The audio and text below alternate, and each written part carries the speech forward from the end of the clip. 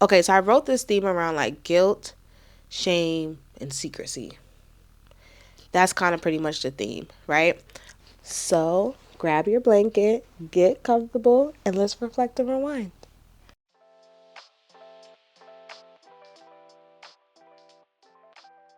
Okay, so we'll get this small part out of the way. So the episode starts off Mary Jane Mary Jane having a dream. In the beginning, it doesn't really look like a dream, and then made me question if it was a dream, but it was a dream. It was a dream. She sees David. It looks like she finally was in her mind getting David. 2 seconds later, a baby pops up because we know David's having a baby, and in the baby popping up, she wakes up, and I don't know if you guys remember, but Niecy is staying at the house, so she has Niecy's baby, kind of penetrating her dream. And then she ends up popping out her dream. In her popping up awake, she notices that she wet the bed again. Right? And I don't think you guys remember in the last session that we had, the doctor did bring up, like, hey, Mary Jane, I think you may be stressed. And that's probably why you're peeing on yourself. So it is interesting that for Mary Jane, we're having this bedwetting thing that keeps on coming up. And she is having a direct correlation dream with David, with about David and the baby situation. So clearly there's a lot of unresolved things still kind of left there. This is the part where I wish Mary Jane would go get some help. Just someone to talk to get some medical clarity, because it is starting to impact her day to day, right? This is like her second time literally having to change her sheets because the level of stress that she's having, the level of anxiety that she's having is starting to show up and impact some of her daily functions. So Niecy's still there. She kind of has a moment with Niecy in the case of just like, girl, you need to really get it together, because Niecy, low key, and her kids are like destroying her house a little bit, right? Like she's used to her house being a kid-free space, and it's glass and it's white and it's everything that you can clearly tell someone doesn't have children lives here. And Niecy's kids are being kids, and they are messing up the space. So she does reach out to her brother to talk to Niecy about, well, to just try to figure out what's going on so she can go back home to the grandmother. Once again, Mary Jane says a slick comment to the brother, which is the opposite of like inspiring. You live in a dark, dank closet. See, why you always feel the need to highlight, underscore, bold, and Affirmations, and kind of trying to cut him down a little bit, and just like, well, what you gonna do with your little job? Essentially, she didn't say that exactly, but essentially, what you gonna do with that little job trying to help your kids? You can't even help yourself, type of energy. And the brother kind of pushed back a little bit, like, bro, why you gotta be like that? Why you gotta be like that, Mary Jane? You know? And this is what I'm saying. Like, she reminds me of her mom, because her mom is very, like, similar in nature. So I don't know. Okay. Then we have. Okay, let's see where we're at. Where she's about to meet up with this guy for one of her stories, for the sex trafficking story, right? And in the sex trafficking story, you see Mary Jane outside with this, I guess, I'm not sure he's a reporter or investigator or social worker of some sorts, but he's basically also breaking down with Mary Jane around the mindset and the type of abuse and the type of, this is not clinical, but the type of like brainwash that happens in this processing around sex trafficking and illegal sex work. So the girl is sitting outside, and Mary Jane's like, well, she's free. Like, how come she won't leave? Like, there's no one physically there. And the truth of the matter is, yes, there's no one physically there, but mentally she's trapped, you know? And the guy in the car explains to her, like, yeah, she's free, but what if she can't just go, especially thinking the possibility that these guys have threatened her life and threatened her family's life, right? So in that, there's an invisible prison that's given, and essentially she now has to abide by that prison. I don't get it. In this day and age, these girls could call home. They could send a text. They could email. Not if they tell you they're going to kill you.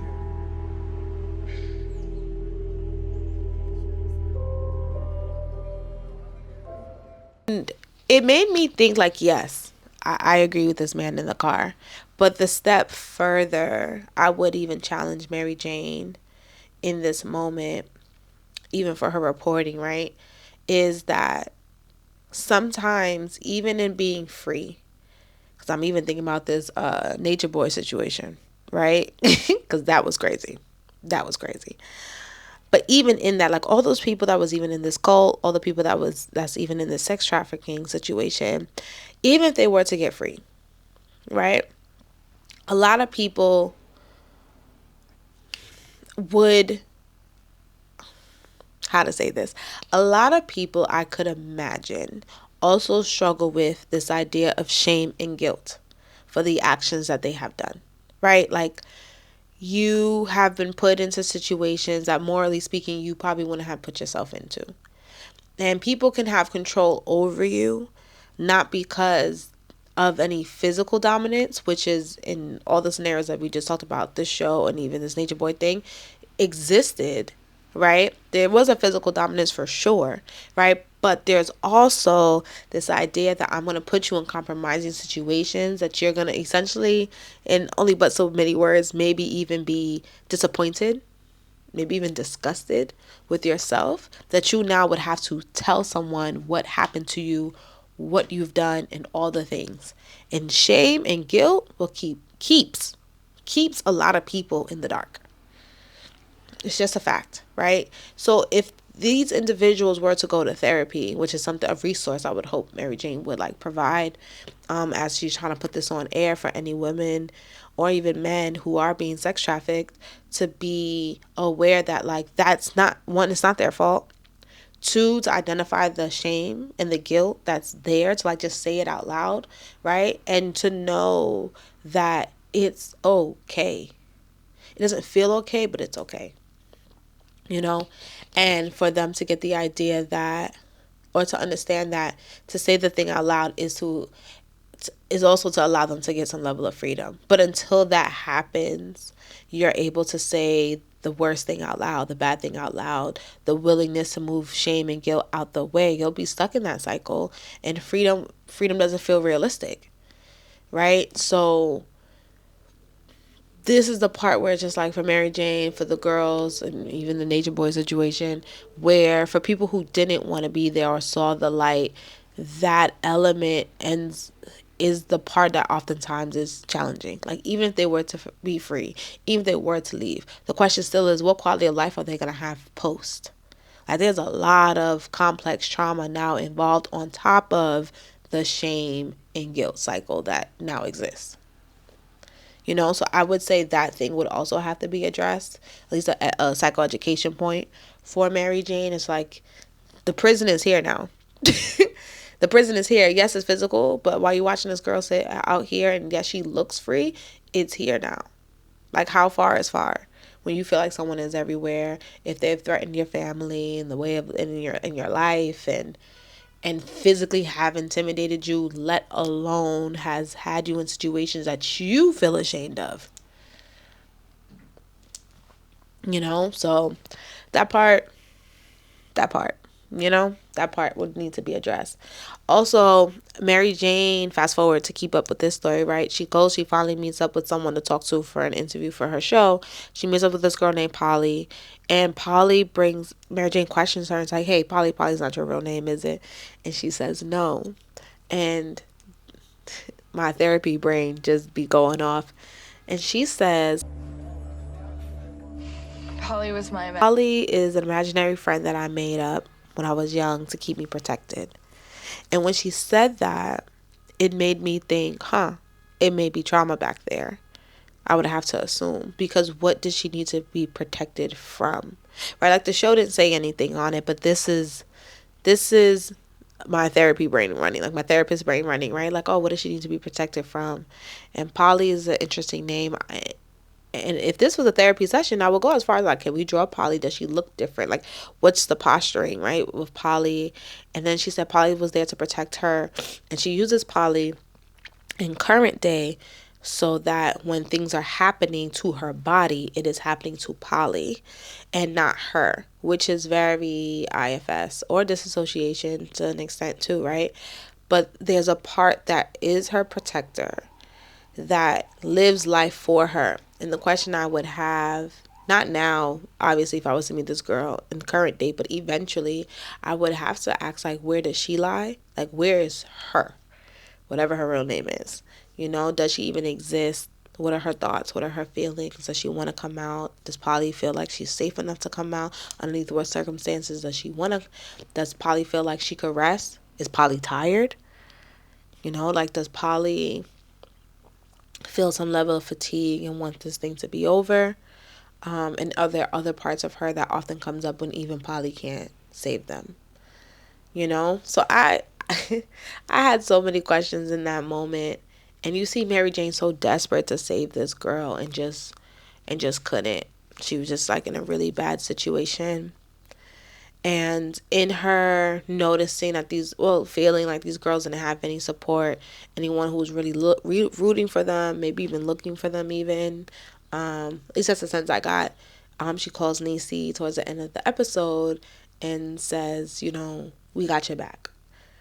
This is the part where Mary Jane is a little tricky, because I know she'll have these moments of we got your back and like softness. And maybe that's the real Mary Jane. Maybe that's the Pauletta. You know, maybe that's Pauletta, not Mary Jane, coming in. But then she gets into these other modes, let's call it her Mary Jane mode, where she's so business orientated, and it's just, if it ain't this, is that, you know, like go, go, go, go, go, very little empathy, very doer, very growth mindset, by any means necessary kind of thing. And it can come off really cold. It kind of lacks a little bit of emotional safety, I can imagine sometimes. So it's just interesting that this situation had her soften up, you know, and kind of be a little bit more empathetic and affirming to Niecy while she's trying to figure out this very young adult life transition for herself, you know? Yeah. Okay, so then we get to Mark. So this is where we get to the point is Mary Jane a good friend? And in this episode, I would say yes with an asterisk. Yes with an asterisk. So we find out that Mark is not out to his parents. His parents does not know that he's gay. He identifies as being gay. He's with a man. He's actually living with this man. They got pictures up around the house, all of the things. And he still uses Mary Jane as his beard, which essentially means that she covers up for him and allows him to look heterosexual for whatever events he needs to. And this looks like this is a dance that they normally do. And what's interesting is that the boyfriend calls Mark out for it, right? And they end up breaking up, but when they ended up breaking up post this family meeting situation, Mark said that his partner said the intimacy that we had, like, we go on great trips, we do some of the things, right? But we don't necessarily have intimacy and deep connection. That's almost reserved for you and Mary Jane. Right? So much so that when this outing situation happened, it happened with you and her, not you and me. Right? This is not a journey we are doing together. And I am literally had to go on the outside, back door, and run to Mary Jane's house to cover for her. Well, cover while you guys go and live this like alternative lifestyle for this show that you was putting on for your family. And he got tired. He couldn't no longer live that way, right? Like, he was asking Mark to, like, almost pleading with Mark before the family came over to, like, just live out loud. Like, you don't have to do this.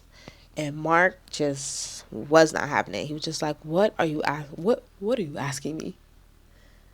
What are you literally asking me? So, to go back to Mark, right? So he leaves. Mark's parents come in.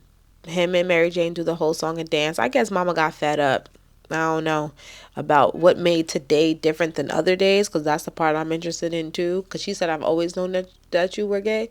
So Mark, they come over, they're doing the song and dance. Mom looks at him like, girl, sir, stop lying to us. Like, I'm feeling the fraud, and I don't want you to have to live like that no more. My words aren't hers, but this is what I'm guessing. and really pushes him to like be honest. And he says like, you're gay. I've been new, you know, like I just wish you would just be honest with us. Beatrice, what the hell's the matter with you?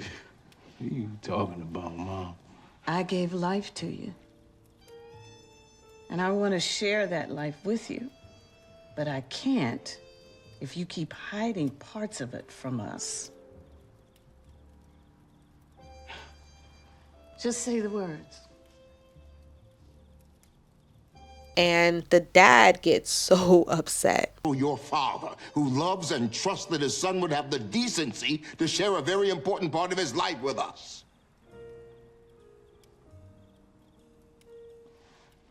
Is that why you always put your mother off when she wants to come and visit? This is the part where it gets a little complicated. Because the sentiment that I got from the dad was... So Mark makes a comment like, I never told you I was gay because, Dad, you're homophobic. Right? But the sentiment I got from the dad is just like, yes, I'm homophobic, which is very honest of him. However, I raised you, and we raised you with a certain level of values. And the values was honesty. And now I feel like I don't even know you. Right? And I'm actually more upset the fact that I don't know you and you can't be your true self with me. And you are being dishonest as like a person, then it is necessarily about you even being gay. Gay ends up being like on the bottom of this list that the father is expressing, because it seems like the dad's values around honesty and integrity and like having a deep knowing of his son is like really high. Like it seems like it's like the utmost important above all else. And he kind of gives Mark a little like lecture, scolds him a little bit. But if this, and the way that they were sitting was so therapy ready, like so therapy ready. Like I could have been Mary Jane and she could have been somewhere else. But it made me want to question, like the scene was beautiful. Everyone got really honest, very vulnerable, very quickly. Even though no one even presented the idea that the boyfriend was literally next door and you can come over. So I think there was still, him being out was fine, but I think there was still a level of limitation as to what was, like how honest was honest, right? And I would have pushed back a little bit on dad, just a little bit as a therapist, to being like, that sounds beautiful. And I would have made sure Mark repeat what you heard your dad say. And just a level of the hope is for some level of understanding that the issue more so is the lie, than you being honest, than you actually being gay. But I would challenge the father to think about the emotional safety net that he is providing for his son. Because leading up to this event, Mark kept on bringing the idea of just like, it's very bad enough I'm black, I also have to be gay. Like I don't like this.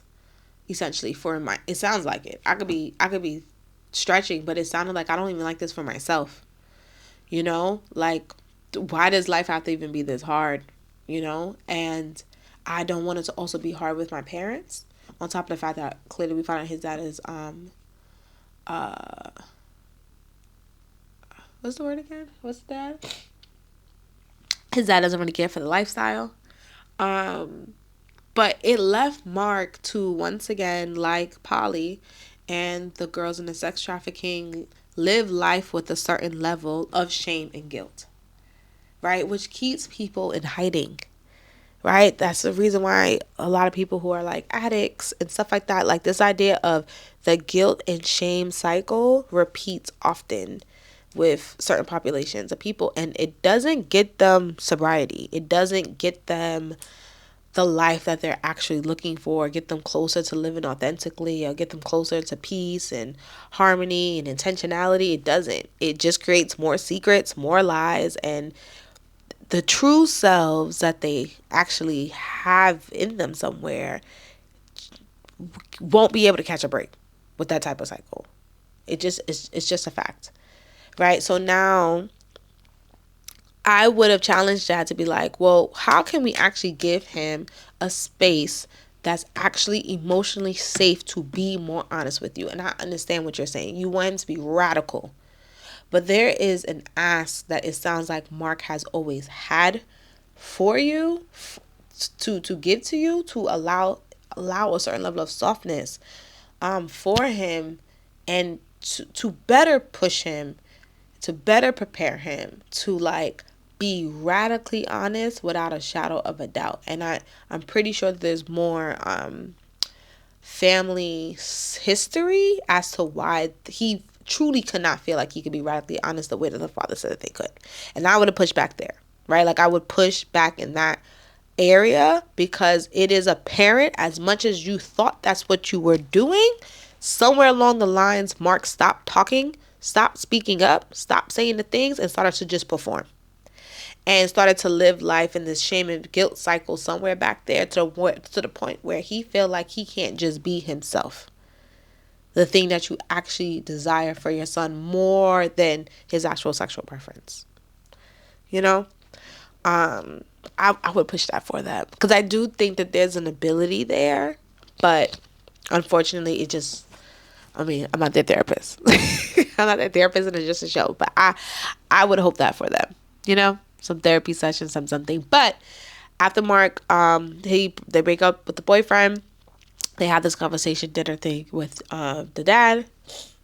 And Mark looked relieved to some degree. Grief for sure, because he's going to be grieving this breakup. But he did look lighter. Like, essentially, Mark finally gets to actually live a full life. Right? Like, and hopefully he now knows his dad enough to know that there's room to push back a little bit on his father's beliefs and be more radically honest. And hopefully that's what he did take from that transaction with his dad. But Mark has an opportunity, to like really blossom in this. Now, the question is Mary Jane a good friend? I would say yes or no, right? Because they're having this moment inside the office, Mary Jane and Mark, and Mary Jane does help Mark out with like covering up and being his beard. Whatever you need me, I will be kind of friend. I think where I want to push back a little bit about Mary Jane and what she sees as being a good friend and not is, are friendships just supposed to be yes men? Are there room in friendships where you can push back a little bit, be a little bit more curious, be a little bit more inquisitive, and challenge some of the things of being like, yes, Mark wanted you to be there, but to the boyfriend's point, it didn't include the boyfriend. It's not like we were challenging Mark to come out and be honest, which is actually in Mark's best interest, like his actual interest, versus play a role in Mark's life just so Mark is more or less the same version of himself, So I wonder for Mary Jane if she's able to like push the people that's really around her outside of just like the financial and the work side of her, right? But actually like push her friends and see her friends' blind spots to actually enrich their lives holistically than just in like one particular way. And I'm not sure if that's really her job, to be honest. But once again, if Mary Jane was my client, she was to come to me about this Mark story and her role, her participation in it. Those are some of the reflective questioning I would bring up to challenge how she shows up in her friendships. What is a friend? What do you think a role of a friend is? Is your alliance with your friends to their parts, or is the alliance with your friends to them, like in their actual best interest? And is she able to identify those different things in them, let alone in herself? Right? Because if there are parts of Mary Jane that she's also ignoring, I can imagine it being almost impossible to do that for someone else. Right? So, which is fair. But if she, like I said, if she was my client, these are some of the questions I would have, And that's pretty much it. We do get a quick little glance as to like, Patrick now lives on his own kind of thing. We do get a little glance that it looks like Nietzsche's trying to do something with herself or her life. I don't know. And then, obviously Mary Jane still being in the bed. So I'm hoping next episode we can kind of get a little bit more into that particular piece. I know we're still in the beginning and we're still trying to set the scene. But yeah, and maybe I'll do a video around the shame and guilt cycle a little bit, like outside of the show itself. Because even that is like parts still at work, and the question still would be like asking these parts, why do they feel like they need to be there? What are they covering up for? There's some reflectiveness in that as to like, and then where do you exist? Like, where do you exist? Like, where do these parts end and you exist? And do you want to emerge, or are we comfortable with these parts kind of like ruling our lives and governing our lives? And oftentimes people say no, but as a therapist, I gotta ask, before I can challenge. I gotta ask before I can challenge. So yeah, that's pretty much it for today's episode of Reflect and Rewind. I'm gonna try to get better with the timing of these. My goal, once again, I think maybe once a week should be my goal, but we'll see how well I do at that.